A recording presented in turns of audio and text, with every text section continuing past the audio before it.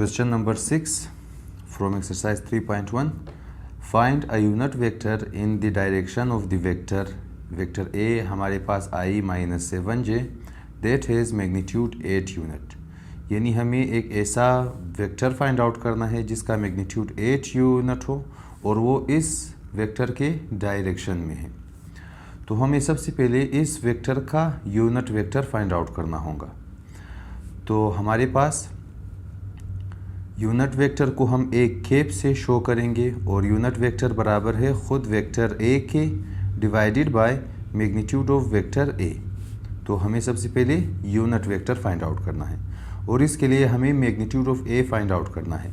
तो magnitude of ए हमारे पास बराबर होगा स्क्वायर रूट आएगा और वेक्टर ए इस चीज़ के बराबर है तो हम इसके कोएफिशिएंट को सिर्फ लेंगे। 1 आ जाएगा, 1 का स्क्वायर, फिर प्लस आ जाएगा, यहाँ पर जे के साथ -7 है तो हम लिखेंगे -7 का whole square is equal to square root of 1 square आ जाएगा 1 प्लस 7 स्क्वायर हमारे पास आ जाएगा 49 is equal to square root of 50 आ जाएगा। और इसको हम ऐसे भी लिख सकते हैं कि स्क्वायर रूट ऑफ 25 इंटू 2, 50 की जगह 25 इंटू 2 और उसके बाद स्क्वायर रूट दोनों पर अलग अलग और स्क्वायर रूट ऑफ 25 हमारे पास 5 आ जाएगा इंटू स्क्वायर रूट ऑफ 2। ये हमारे पास वेक्टर ए का मैग्नीट्यूड है। अभी हम यूनिट वेक्टर फाइंड आउट करेंगे। A cap is equal to vector A divided by magnitude of vector A. Vector A खुद बराबर है 1i माइनस 7j के, 1i minus 7j divided by magnitude of vector A 5 square root of 2 के बराबर है, 5 into square root of 2। अभी हम 5 square root of 2 को इन दोनों के नीचे अलग अलग लिखेंगे।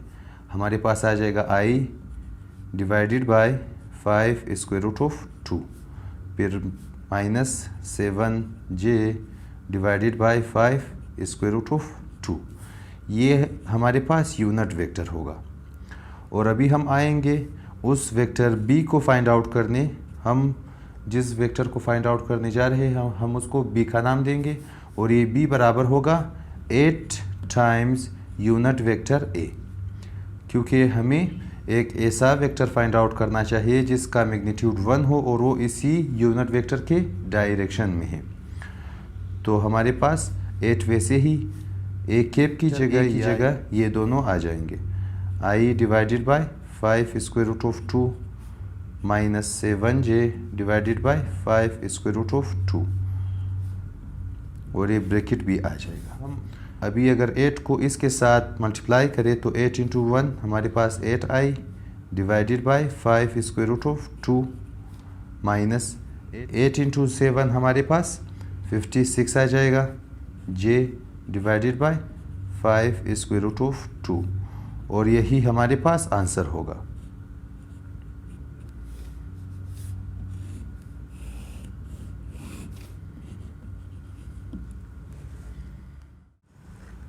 Question number 7. Find the values of the unknown if the following vectors are equal. हमें दो वेक्टर्स गिवन हैं और हमें इस दो वेक्टरों में से इस अननोन को फाइंड आउट करना है।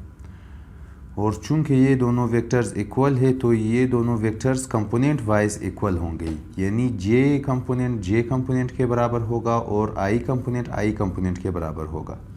अगर i कंपोनेंट के बराबर है तो x बराबर होगा 3 के। तो हम यहाँ पर लिखेंगे इक्वेटिंग कोरिस्पोंडिंग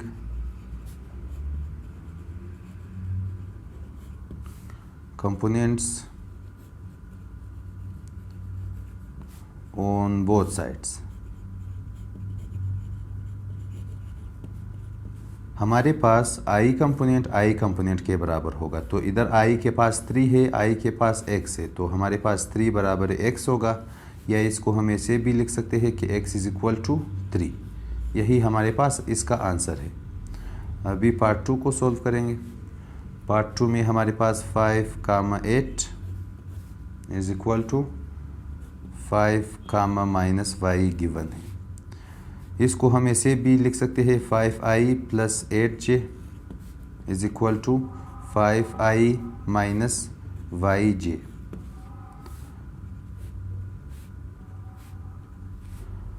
और अभी हम अगर इन दोनों को कंपेयर करें तो हमारे पास j कंपोनेंट के बराबर है और 8 बराबर होगा माइनस y के। तो फिर से लिखेंगे equating corresponding components on both sides.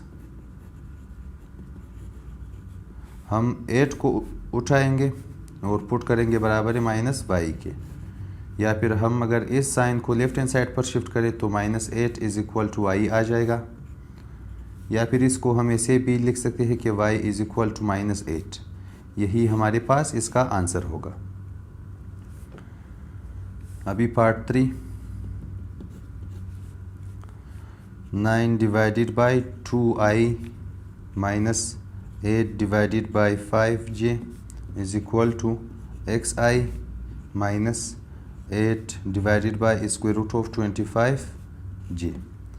अभी अगर ये दोनों वेक्टर्स आपस में इक्वल है तो इसका i वाला कंपोनेंट इसके i वाले कंपोनेंट के साथ बराबर होना चाहिए, यानी x का वैल्यू 9/2 आ जाएगा। और इसी तरह j का कंपोनेंट इस j के कंपोनेंट के बराबर होना चाहिए। यहाँ पर -8/5 है, यहाँ पर -8 divided by square root of 25। Square root of 25 की जगह हम 5b लिख सकते हैं। तो लिखेंगे इक्वेटिंग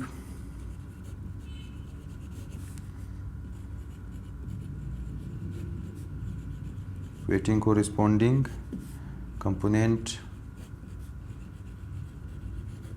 ऑन बोथ साइड्स। हमारे पास आ जाएगा i कंपोनेंट 9 डिवाइडेड बाई 2 है बराबर है i component from the right hand side जो कि x है, या इसको हम ऐसे भी लिख सकते हैं x is equal to 9 divided by 2। यही हमारे पास इसका आंसर होगा। अभी part 4, 3/2 common 9 is equal to x comma -9, इधर भी -9 मौजूद है।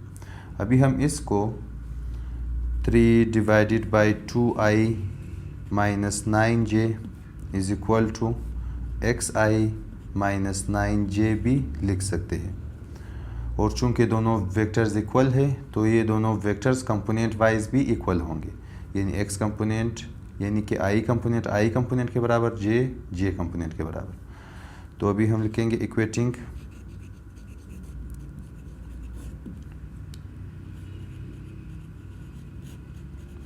Equating corresponding component on both sides. हमारे पास i component left hand side में 3/2 है is equal to i component right hand side में x है, या फिर इसको हम ऐसे भी लिख सकते हैं कि x is equal to 3 divided by 2। यही हमारे पास x की वैल्यू है।